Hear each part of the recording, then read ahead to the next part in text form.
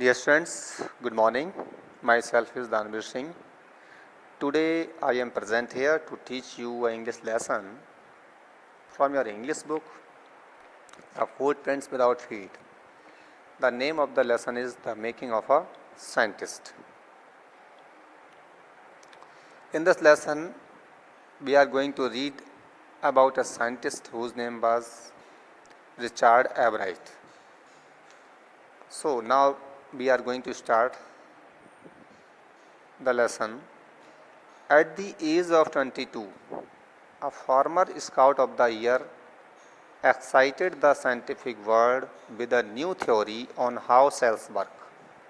Richard H. Albright and his college roommate explained the theory in an article in the Proceedings of the National Academy of Science.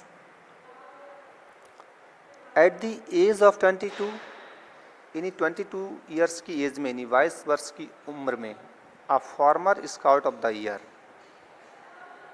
एक भूतपूर्व वर्ष के scout बोलते हैं वालचर के लिए, एक भूतपूर्व वर्ष के स्काउट ने क्या किया था? एक्साइटेड द साइंटिफिक वर्ल्ड, पूरी वैज्ञानिक दुनिया को एक्साइटेड कर दिया, उद्दीपन कर दिया with a new theory on how cells works, एक नई थ्योरी दे करके, एक नए सिद्धांत से कि किस प्रकार से कोशिकाएं काम करती हैं, सेल्स काम करती हैं। उनकी इस थ्योरी ने पूरी साइंटिफिक वर्ल्ड को एक्साइटेड कर दिया। रिचर्ड एच एब्राइट, उसका पूरा नाम था Richard H एब्राइट, and his college roommate explained the theory in an article in the proceedings of the national academy of science. Richard एब्राइट और उसके जो कॉलेज रूममेट थे, उन्होंने उस थ्योरी को एक आर्टिकल में एक्सप्लेन किया, उसकी व्याख्या की।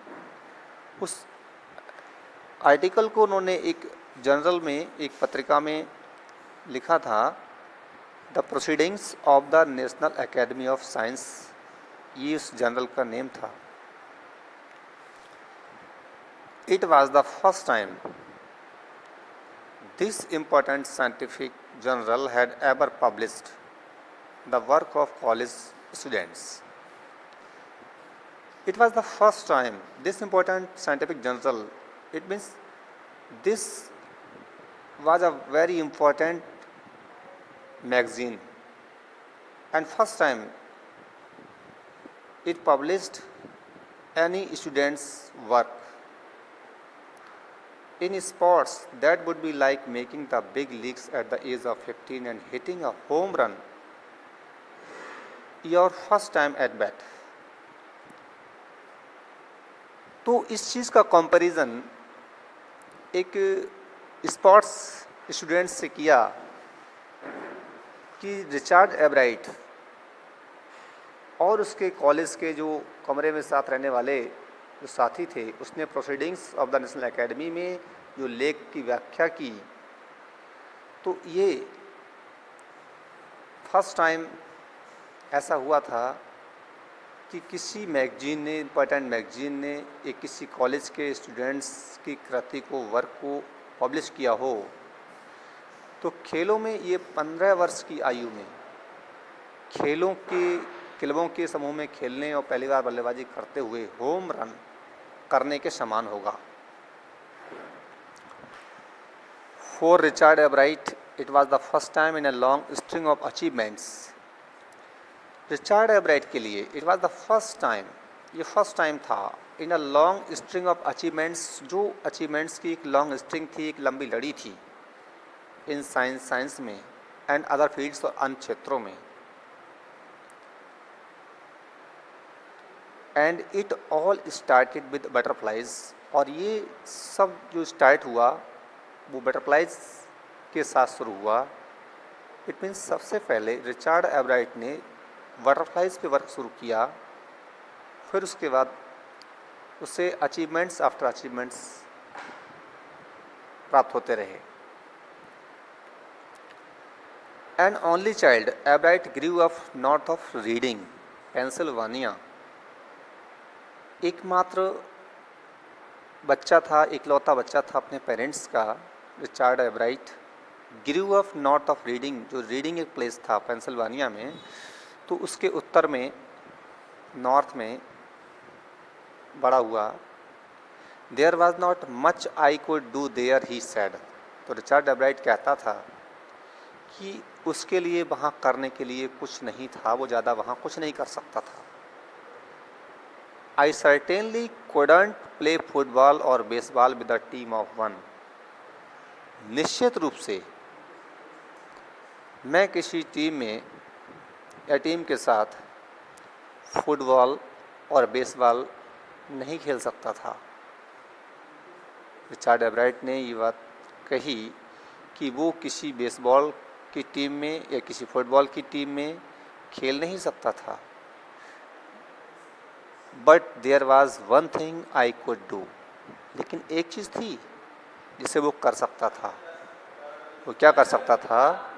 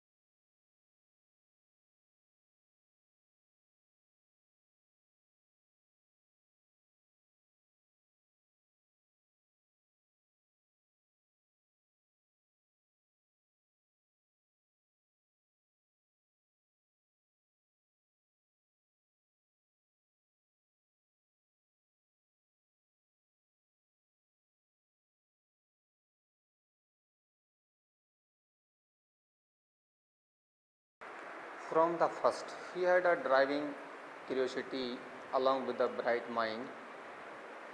He also had a mother who encouraged his interest in learning. She took him on trips, brought him telescopes, microscopes, cameras, mounting materials, and other equipment, and helped him in many other ways. From the first, he had a driving curiosity along with a bright mind. From the first, शुरू से ही यह had a driving curiosity, उसके अंदर बहुत ही तीव्र जिज्ञासा थी, जिज्ञासा की भावना थी. Along with the bright mind, उसके तेज़ दिमाग के साथ साथ, उसका दिमाग तेज़ था, उसके अंदर बहुत तीव्र जिज्ञासा थी, क्यूरियोसिटी थी शुरू से ही. He also had a mother who encouraged his interest in learning. उसकी एक माँ भी थी जो उसको सीखने की चीज़ों में उसके इंटरेस्ट को प्रोत्साहित किया करती थी, जो उसकी सीखने की रुचि को एनकरेज किया करती थी. सी टुक हिम ऑन ट्रिप्स, वह उसको ट्रिप्स पर ले जाती थी. बॉट हिम टेलीस्कोप्स, उसको टेलीस्कोप खरीद कर देती थी. माइक्रोस्कोप्स, और माइक्रोस्कोप्स खरीद कर देती थी. कैमराज, माउंटिंग मटेरियल्स, कैमराज भी खरीद कर देती थी. और माउंटिंग मटेरियल्स, जो चिपकाने की पदार्थ होता है, मटेरियल होता है चित्रों को चिपकाने के लिए, कुछ चीज़ों को चिपकाने के लिए, माउंटिंग बोलते हैं उसे. तो माउंटिंग मटेरियल्स भी उसकी माँ उसको खरीद कर देती थी.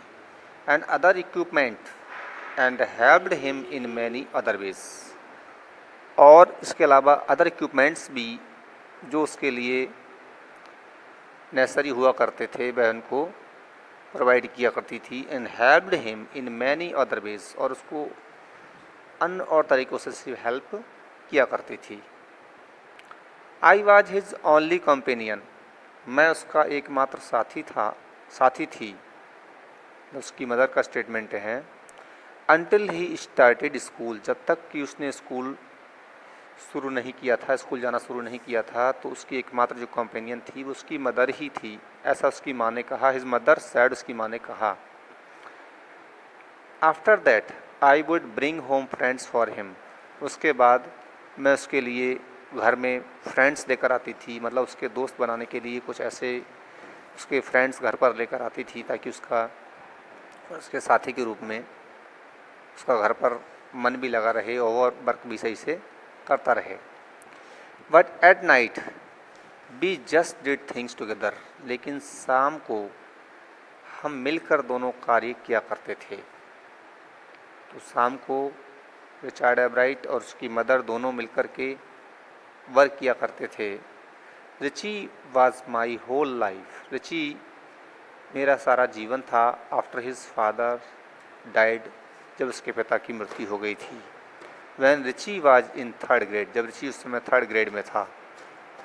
इन्हीं रिचर्ड एब्राइट की माँ कहती हैं कि रिचर्ड एब्राइट के फादर की मृत्यु के बाद उसकी होल लाइफ, अब उसका बच्चा रिची ही था. उसको प्यार से घर पे रिची बोला करती थी उसकी माँ. तो उसके पिता की मृत्यु तब हुई थी जब वो उसमें मात्र थर्ड ग्रेड में पढ़ता था. She and her son spent almost every evening at the dining room table, तो वह और उसका बेटा हर शाम डाइनिंग रूम पर गुजारते थे. If he did not have things to do, जब उसके पास करने के लिए कार्य नहीं हुआ करता था. I found work for him, तो मैं उसके लिए काम ढूंढ कर दिया करती थी. नॉट फिजिकल वर्क, कोई शारीरिक कार्य नहीं, बट लर्निंग थिंग्स, लेकिन उसके लिए लर्निंग थिंग्स मतलब सीखने की चीज़ों को दिया करती थी. हिज मदर सैड, ये उसकी माँ ने कहा. ही लाइक्ड इट, वह इसको लाइक करता था. ही वांटेड टू लर्न, वो सीखना चाहता था. And learn he did. He earn top grades in school, On everyday things, he was just like every other kid, his mother said. By the time he was in the second grade, Albright had collected all 25 species of butterflies found around his hometown.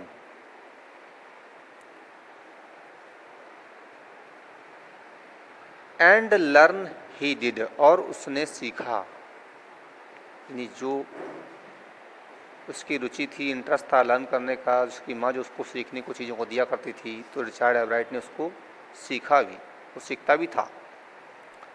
He earn top grades in school, उसने school में top grades प्राप्त की थी.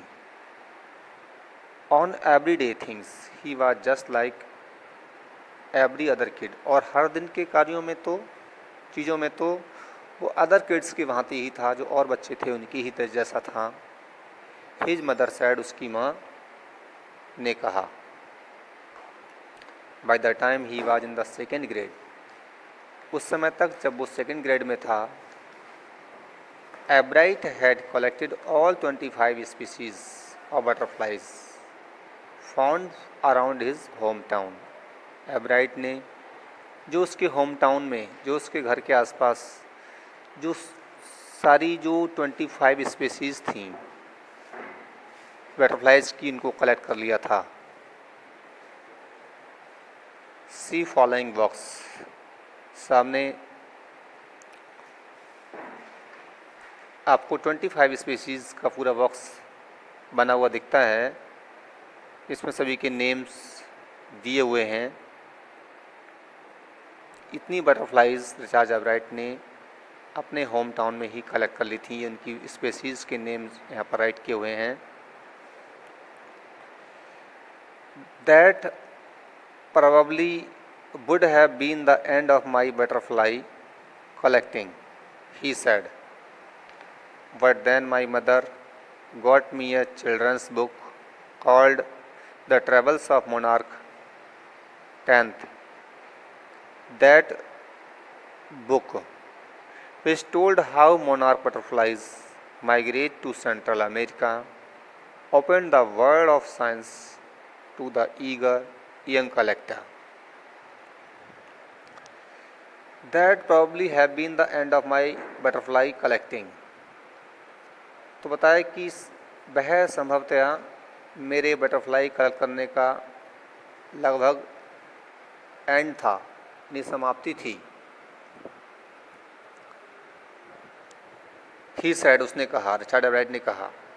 But then my mother got me a children's book called the travels of monarch tenth. तब मेरी माँ ने मेरे लिए एक चिल्ड्रंस बुक, बच्चों की जो पुस्तक होती है, वो मुझको दी. इसका नाम था the travels of monarch tenth.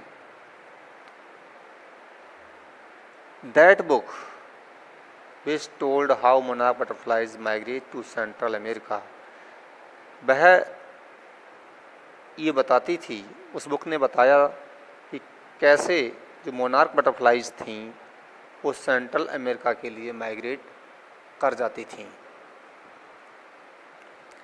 Migrate करना, किसी दूसरे देश में चले जाना, देशांतर गमन करना. तो वो बटरफ्लाइज सेंट्रल अमेरिका के लिए माइग्रेट कर जाती थी. किस प्रकार से, ऐसा उस बुक में, ट्रेवल्स ऑफ मोनार्क में बताया था. उस बुक ने open the world of science to the eager young collector. तो उस बुक ने उस जिज्ञासु नवयुवक, कलेक्टर में से जो इकट्ठा करने वाला व्यक्ति होता है, तो उस नवयुवक, उस जिज्ञासु जो साइंटिस्ट के लिए दुनिया, साइंस के नए द्वारों को खोल दिया. It means he was so much affected by that book which was given by his mother. इस बुक से बहुत ज़्यादा इम्प्रेस हुआ, और इस बुक ने उसके लिए विज्ञान की दुनिया के द्वार खोल दिए. इस बुक ने ही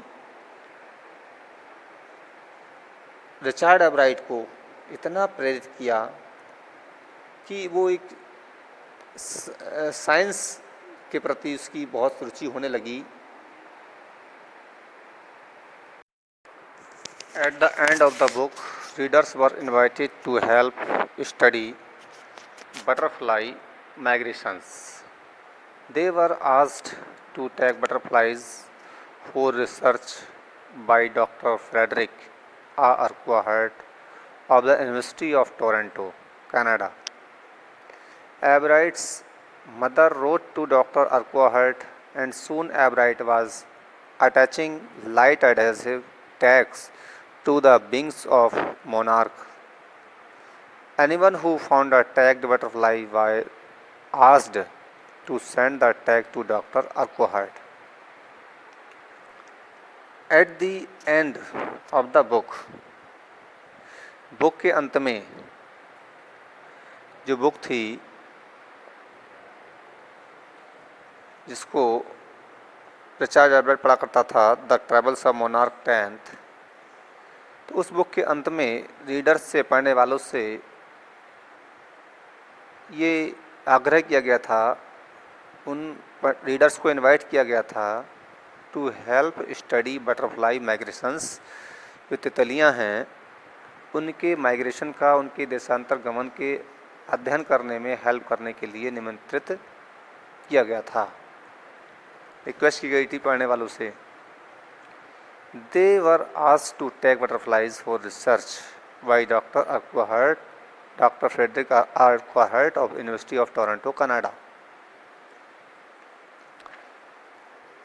तो उनसे उन बटरफ्लाइज को टैग करने के लिए कहा गया था। डॉक्टर फ्रेडरिक अर्क्वाहर्ट के लिए जो यूनिवर्सिटी ऑफ टोरंटो में, कनाडा में थे, तो उन पढ़ने वालों से जो बुक को पढ़ा करते थे उनसे बटरफ्लाइज को टैग करने के लिए कहा गया था।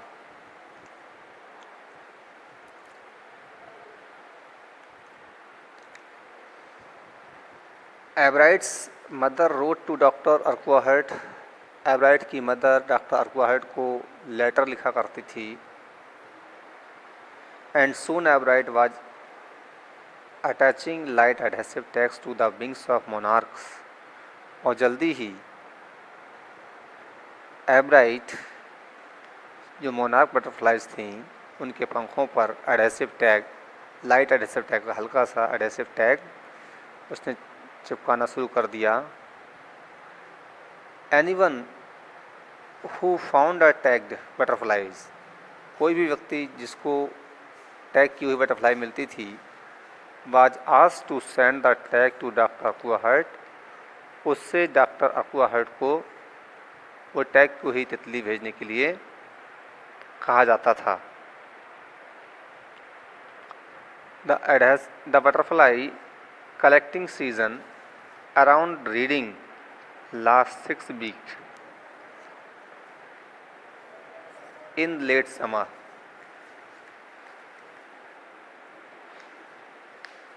If you are going to chase them,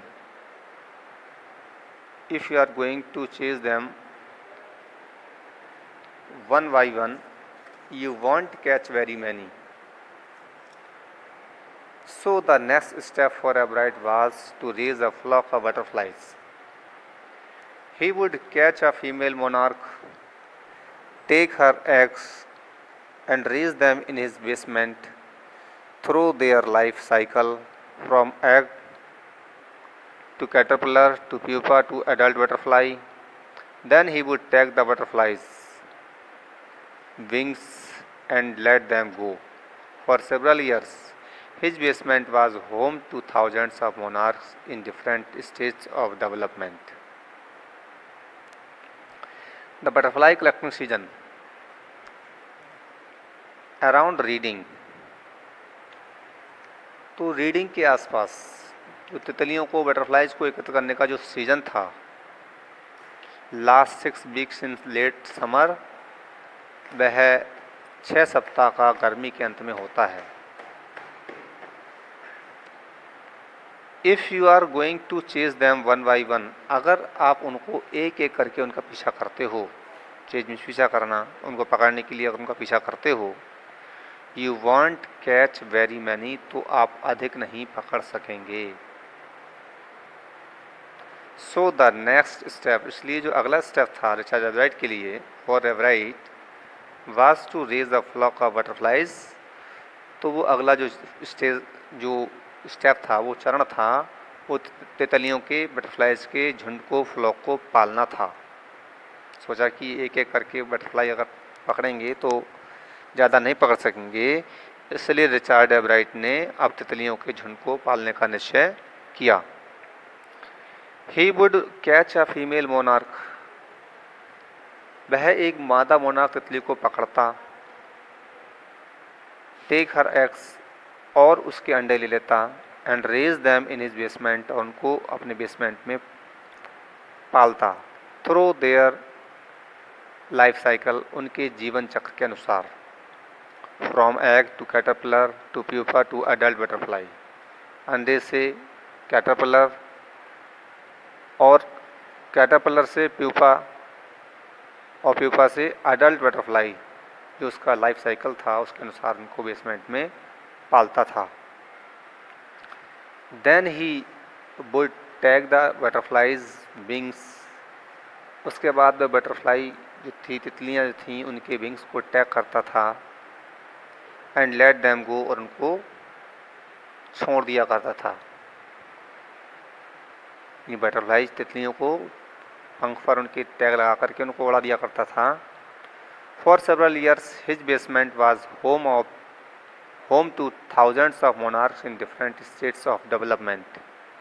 कई वर्षों तक उसका जो बेसमेंट था, तहखाना, हजारों मोनार्क तितलियों के विभिन्न चरणों के विकास का घर बन गया था। यानी हजारों जो मोनार्क तितलियाँ थीं, उनके जो अलग अलग स्टेज ऑफ लाइफ जो थी तितलियों की, अलग अलग, मतलब बहुत सारी बटरफ्लाइज उसके बेसमेंट में रहती थीं।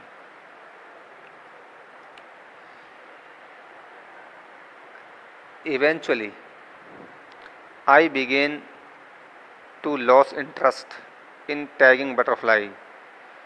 पता है कि बाद में मैंने जो बटरफ्लाई को टैग करने का इंटरेस्ट में खोने लगा। इट इज़ टेडियस, ये बहुत ही उबाऊ था, and there is not much feedback, और इसमें ज़्यादा फीडबैक भी नहीं मिल रहा था। रिचर्ड एवराइट ने कहा कि ये जो बटरफ्लाई के विंग्स को टैग करने का जो वर्क था, उसके लिए बड़ा ही टीडियस लग रहा था, बड़ा ही उबाऊ लग रहा था, क्योंकि उसको ज़्यादा फीड